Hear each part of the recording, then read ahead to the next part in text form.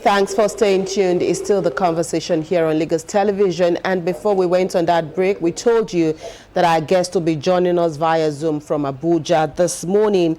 And today on the program, we're discussing migration challenges and coordination. And of course, we have joining us Honorable Tijani Aliyu Ahmed is the Federal Commissioner, National Commission for Refugees, Migrants, and Internally Displaced Persons. Thank you, Honorable Ahmed, for joining us on the program this morning. Thank you very much. Right. Let's start this way. When we talk about migration challenges and coordination in Nigeria, we do know that internally displaced persons are usually the most affected when it comes to, people being displaced, migrating from one place or the other.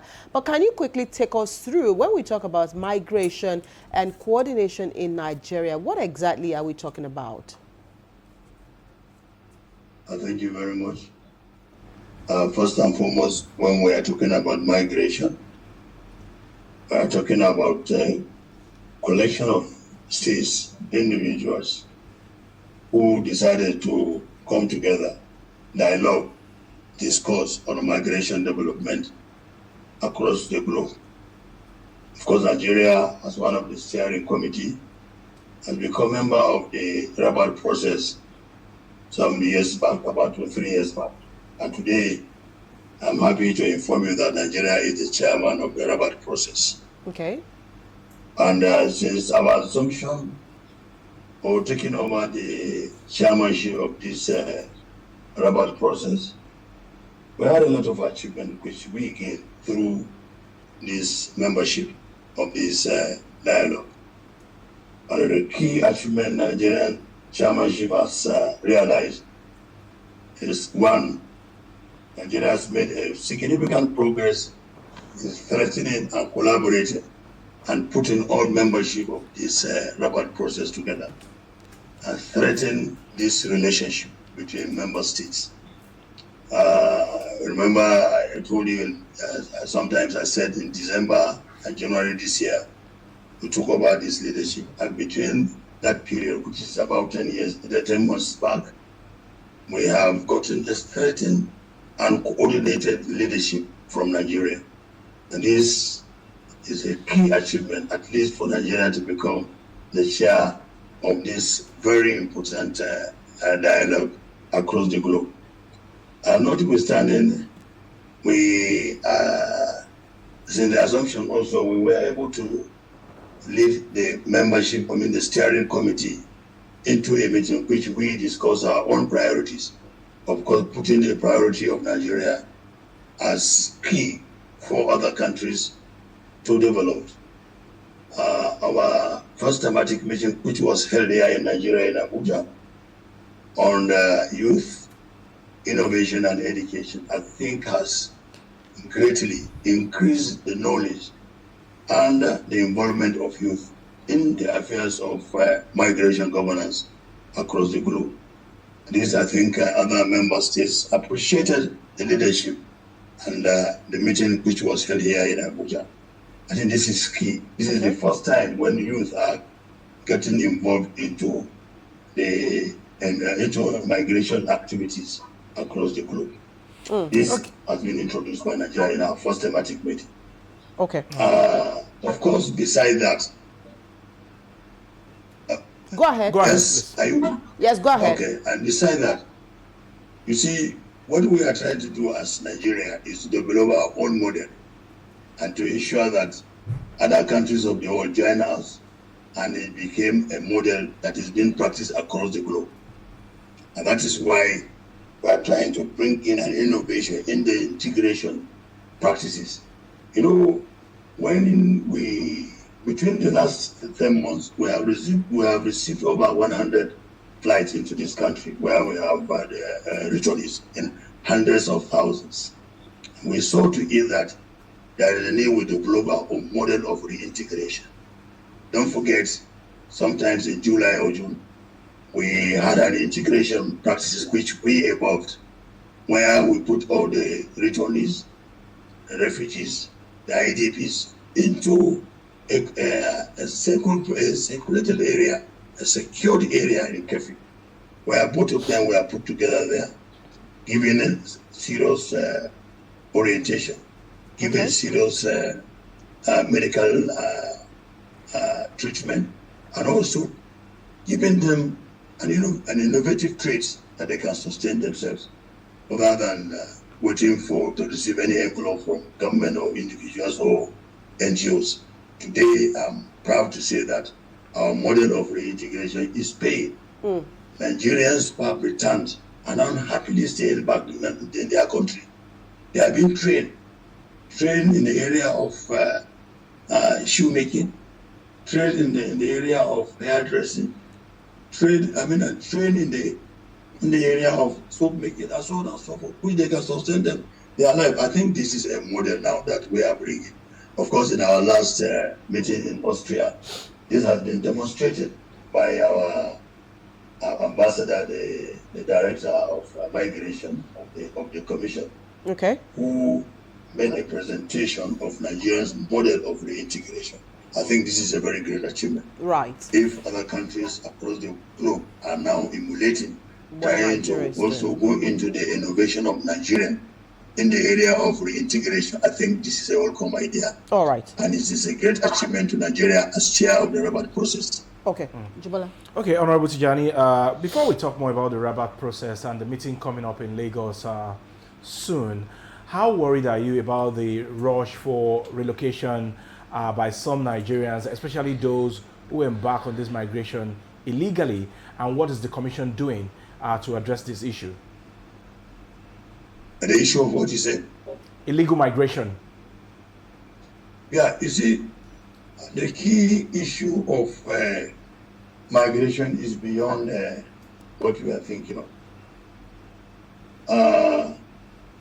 Most of our youth now, particularly the younger ones within the Nigerian community, are moving out of the country illegally in search for greener pasture. Of course, this has become worrisome to the Nigerian government. And so therefore, the Nigerian government, through this commission, is making effort towards ensuring that this issue of illegal migration has been given an attention. Okay. And that is why we are collaborating with the National State University, KEFI, where we are coming up with a Center of Excellence on Migration. Of course, if you want to catch them young, you have to go to the secondary and the tertiary institution. This is where you get them. You get them right. And this commission, by doing our effort to ensure that migration center being established in the National State University, where the younger ones have been given knowledge on, because we ask the youth not to move. Movement is necessary because it has its own advantages. But the fact still remains that if they are moving, let them move in a regular way, in a regular manner. Let them go through the right way, the pathway, the regular pathway. And that is what we are doing, and that is what we are advocating. And I think we are getting it right. I think, for those that have returned, just like you have asked a question, as I've told you, we have been giving them a lot of orientation, a lot of reintegration. Well, 2 weeks back, we were at the center of center in Area 3, where hundreds of them were trained in various trades. Some of them learned how to make shoes. So then some of them learned how to make this soap, and some hairdressing. And we graduated them last week, Wednesday. Okay. And happily, because most of them that were trained, honestly, they were returning, returned migrants, and both male and females. And then some of them were being trafficked. Is it trafficked or trafficked? Trafficking. Out of the country. Right. And then you can see how now the commission, through these innovative methods now, we are now reintegrating our returnees into the community, into our society, and then giving them training such that they can live on their own, as against waiting for government and handout or NGOs and so on and so forth. I think which is not good enough. All right. So let's talk about one of the core mandates of your agency is to ensure that persons, who are displaced or, in integration or under integration processes are adequately catered to. And you just said now that some of the things that you do is also to help them reintegrate them back into the society so they do not also become a burden on government. But in doing this, what are some of the known challenges that you've been facing, especially with these set of people that you deal with on a daily basis? You see, just I have mentioned earlier on the achievement of this commission, or the federal government through this commission, is this reintegration. And part of the reintegration which we adopted here as a commission, I have mentioned to you. I think the only thing that probably I missed out was the farming activities, which we have engaged most of them that we put together and then gave them training. We got a parcel of land, about 100 hectares of land, which we engaged in some of these returnees, some of the refugees, and then displaced persons. When you go to Kefi now, our settlement city there in Kefi, of course, we built some settlement cities in Kefi, in Katsina, in Zamfara, in Katsina, in Kano. We have a lot of houses in Borno also, where we relocated some of our displaced persons there. But I'm giving you an example, particularly the one that has been commissioned by Her Excellency, the wife of Mr. President, the First Lady, sometimes in June this year, where about 232 of them were being relocated from our shabby areas of camping in Abuja, around Abuja here, to Kefi. Today, if you go to Kefi today, you see most of them, they have been well kept, provided with a lot of traits. We have skill acquisition center there in Kefi. We also have our hospital there to treat them whenever they are sick. We also have primary schools, because in the displacement cities there, we build primary schools for the displaced children. Okay. If we don't do that, and we allow them to move on the street, I think we are creating more crime committants in our Nigerian community. And so that's why in most of our settlement cities, we build schools there so that we can put the displaced children into learning. Okay. So this is part of the achievement and the contribution that we made towards the displaced individuals in Nigeria. Right. Okay, Honorable Tijani, let's talk And about some of the challenges. The most challenges I think we are facing, of course, despite all these achievements, is funding. Funding. Considering is funding, considering the numbers involved in this displacement. As I'm speaking with you today, Nigeria have no less than 6.7 million Nigerians that have been displaced. When you look at when you go to the NDS, you see this figure there. Of course, most of our international partners knows about this figure. Okay. As it is today, 6.7 Nigerians displaced. And you can imagine where you have 6.7 Nigerians being displaced and are looking for assistance help. Of course, it's not going to be a small funding. And therefore, most of our major challenges in terms of needs is funding. Okay. It's funding. It's funding. But I'm not saying, let me also add it to you that to say that Nigeria as a government, honestly, is making frantic effort into ensuring that it provides enough funding to take care of these individuals. And we want to appreciate His Excellency, the President of the Federal Republic of Nigeria, President Bola Ahmed Tinubu for the commitment concern that he has been given, of course, to this commission and those individuals that have been displaced. Okay. I think the President is ready to do more, and we also are ready to do more to ensure that most of these individuals being displaced are given good care.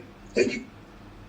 Right. All right, Honorable Tijani, let's go straight to the forthcoming joint thematic meeting of the Rabat coming up in Lagos very soon. And I wanted to speak to the theme, which is focusing on trafficking in persons and the smuggling of migrants. Why is this particular theme significant at this particular time? You see, I think the very now and most of Nigerian communities and not even Nigeria, globally, is this issue of trafficking. It has become a menace now, become a serious problem. And I think for us to have chosen this thematic area to discuss in Lagos, I think it's timely. Not only timely, it's necessary, so that we can save the faces of our Nigerians who have been trafficked out of this country, and also to provide enough advocacy so that those that are not involved, they are never involved. I think this is the main reason why we have chosen this thematic area to discuss it in Lagos. And at the end of the day, we are hoping that the model that we are going to bring during this meeting, I think is going to be practiced by not only members of this Rabat group, but I'm sure globally every country will adopt it. That's why we are going to Lagos in November 4th, 5th, and 6th to discuss this area which is an area of concern, negative area of concern. Right. So as you prepare for this program with the hope of finding better solutions to issues surrounding displaced persons, migration issues and challenges, you mentioned earlier that your international partners are also very key in solving some of the problems, especially with funding.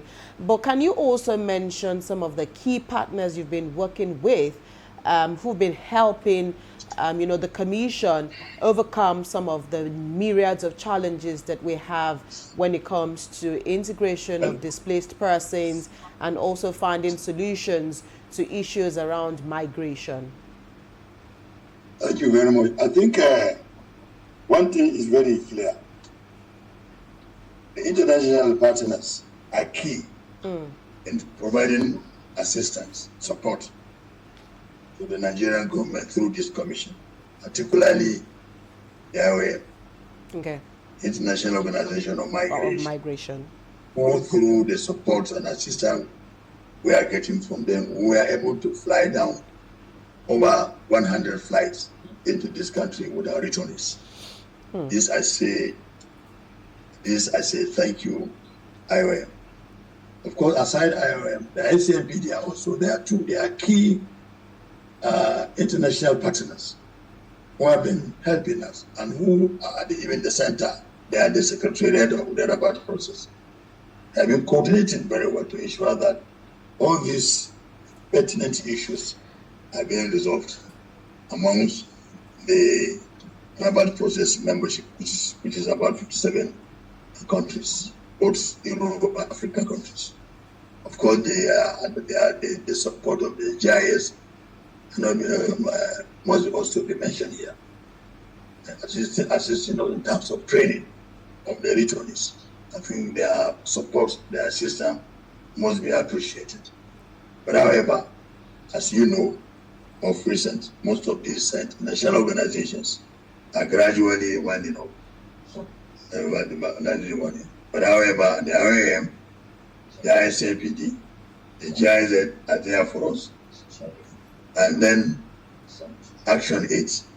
Action 8 has really assisted. In fact, the last training that we had was a joint commitment, commission and the Action 8. We appreciate them for all their support. But yet, aside all this, we still need additional funding to enable us meet to our target. All right. How about local? Sorry, Ajibola. How about local partners such as NEMA and NAPTIP? Because we cannot take Because issues around human trafficking away from you see, migration, right? So NEMA and NAPTIP, what is the working relationship? yes, all of us were stakeholders in this process. Right. NEMA, the NAP team, diaspora, all of them, they're all partners Okay. in this process, and they have been given their helping hands, particularly when we have our returnees. I think it is a joint effort by these thematic groups. Okay. Okay, Abimbola almost took the question out of my mouth. I was still going to frame my question around partnership and local collaboration that you have within the country here. For the Nigerian Diaspora Commission, would you be more specific as to the kind of assistance and partnership that you have with that Diaspora Commission?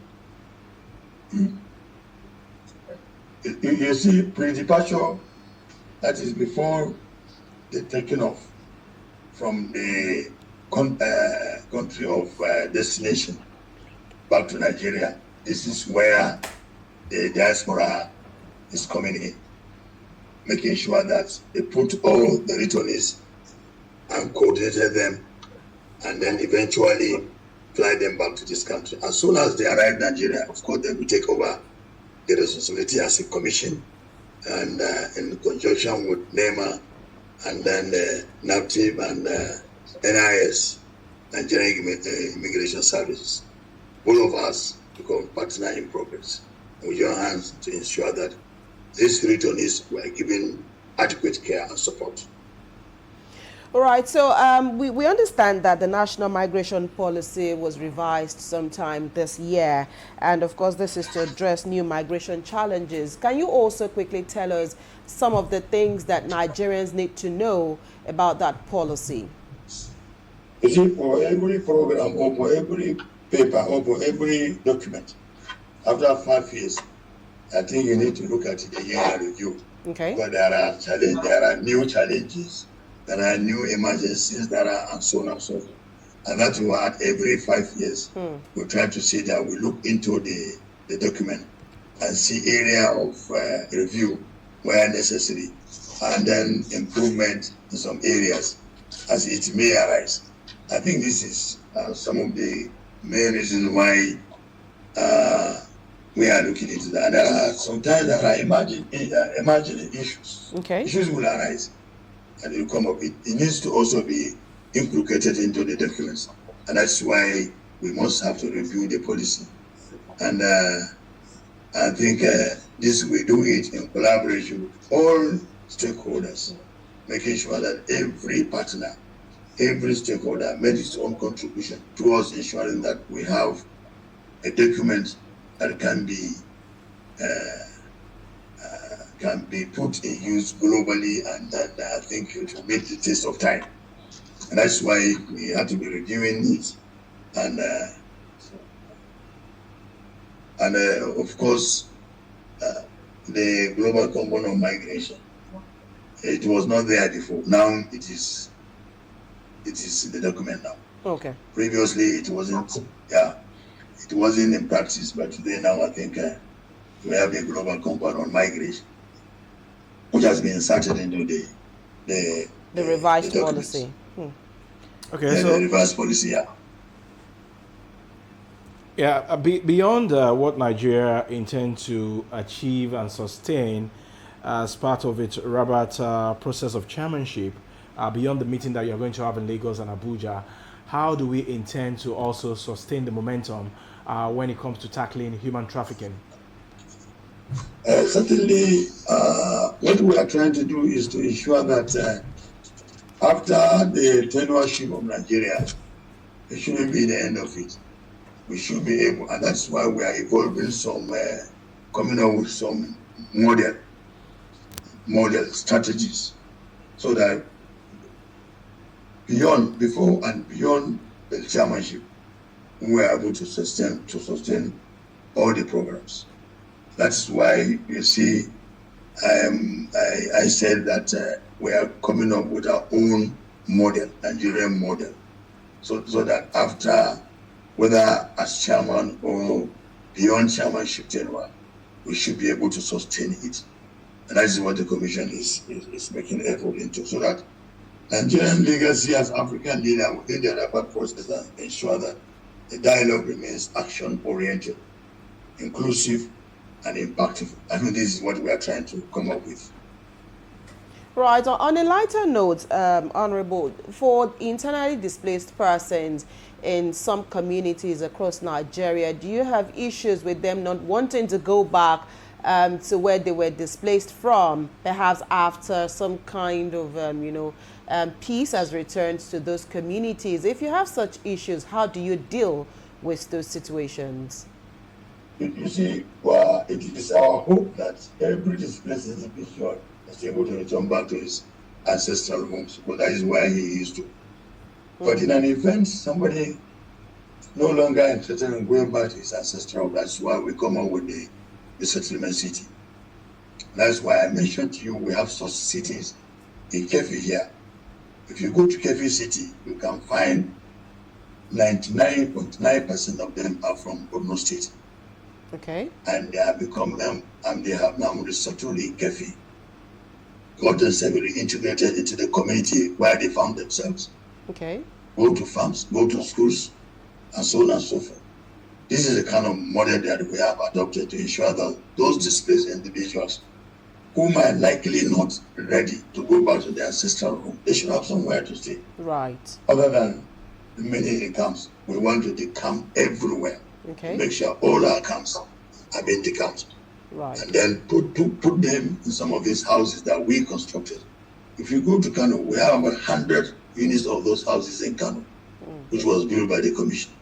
If you go to Zamfara, Gusau, inside Gusau town, we built about 50 households, apartments there. Where it means by implication, if a household has about 6 members, it means when you have 50, you are going to have about 600 people being accommodated. If you go to Kano, we have 100 of that. 100 multiplied by 6. You can imagine the number you can get. So gradually, we are trying to, across the country and the 36 states of the Federation, hope to build these houses across the nation, so that at the end of the day, somebody can have somewhere which is more peaceful than where he is coming from, and he is comfortable with it to remain there for the rest of his life.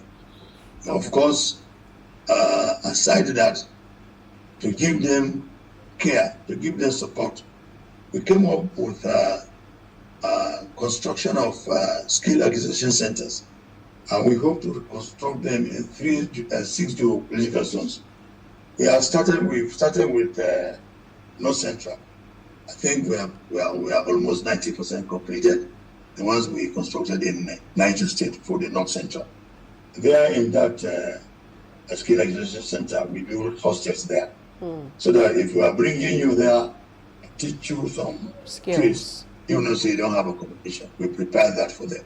Okay. So you can see the kind of care Nigerian government is giving to ensure that those that were displaced at least have something to live for their life. And this is the innovation I'm talking about. Okay. So that beyond this administration, beyond this government, beyond this commission, people have been taken care of. Houses were there for them to live for their life. Skill has been provided to them so that they can fend for themselves. These are some of the innovative styles that we are bringing into the system now, so that those displaced should also remember that they are Nigerians, and the government of Nigeria care about them. They are ready to give their support and protection. Okay. My next question. And aside that, also, as soon as we finish the training, we give them starter pack so that they can start their life. We give them starter pack, and also we give them also some stipends so that they can continue their life. This is some of the innovations that we brought into the system, and I think it's perfectly working. We thank Mr. President for all the support that he has been giving this commission. Okay, my next question is a follow-up to Abimbola's question. After they're out of the camp and you have trained them in different vocations, as well as giving them the startup, like you rightly mentioned, Do you still track or monitor their psychological and financial stability even after the training? Of that is how we can measure our achievements. If we don't do that, we don't track them, it means we may not know how far we have gone. We have a constituted committee within the commission who are tracking those individuals. In fact, last week when we are graduating them, we told them that we'll continue to follow you until we'll see where you have gone and how far you have gone. And you shouldn't remain within yourself only. You should be able to train other people, just like the way you have been trained now. I think that is the message we give them. And we'll continue to track them. Maybe next time when you invite me again for discussion, I should be able to tell you how far we have gone, how many people have succeeded, how many have failed, and so on and so forth. All right, as we wrap up this conversation this morning, Honorable Liu, would you like to send out a direct message to Nigerians either displaced or affected by migration challenges? Well, I think the message I want to pass on to our youth, particularly the youth, please let them know that Nigeria is changing. Nigeria is developing. In this current administration, I think we have gone far. Okay. Let them remain in the country. Let them remain in the country. The country has something to give them. The president has promised everybody will be involved. Aside that, if it has become necessary for you to move out of this country, gentlemen and ladies, please go through the regular pathway. Right. This is my message to the youth and even the older ones. Okay. Thank you very much. Thank you so much. Thank you so much, Honorable Tijani Aliu Ahmed, of course, the Federal Commissioner, National Commission for Refugees, Migrants, and Internally Displaced Persons, for giving us your time on the program today. We appreciate your thoughts. Thank you. All right, of course, we've been speaking with our guest who joined us via Zoom from Abuja this morning. And Ajibola, if you ask me, I think it's part and short. It's just the icing on the cake here. If you need to go out of the country, go through the right path. It makes you legit. It makes you seek help when you should seek help. Because again, if you go through the wrong path, you never know what could happen to you. In addition to that, if at all you want to migrate from Nigeria to any part of the world, make sure it is done legally so that you won't run into any problem. People going on ships, trying to migrate or going through desert, for me, is a no-no. You are risking your life, and of course, at the end of the day, you might even die. Right. It's a tough one, really, and of course, we know that there's really nothing you can do you know, if you're not on the right path, because again, there's danger, there's uncertainty, so many things you can actually lose your life. But again, like you asked him earlier, the kind of relationship they have with Nigerian Diaspora Commission, that is the only way you can get help. If you're not being treated fairly, if you're being taken undue advantage of, the most important thing really is just go through the right path, have your valid papers, and, you know, just ensure that, you know, you're documented as appropriate as possible, because that is the only way you can actually claim to be a Nigerian when any issue arises. And it's only when you have the valid document, like you pointed out, that you'll be able to work, you'll be able to move freely, not dodging or working at night, coming out in the day. And then people will take advantage of you because they know that you're there illegally. They'll pay you less. Aside paying you less, you even run into trouble. Anyway, of course, that's the conversation we had with our guest this morning. Let's quickly take a short break, and when we return, we'll probably just need to wrap up the show today.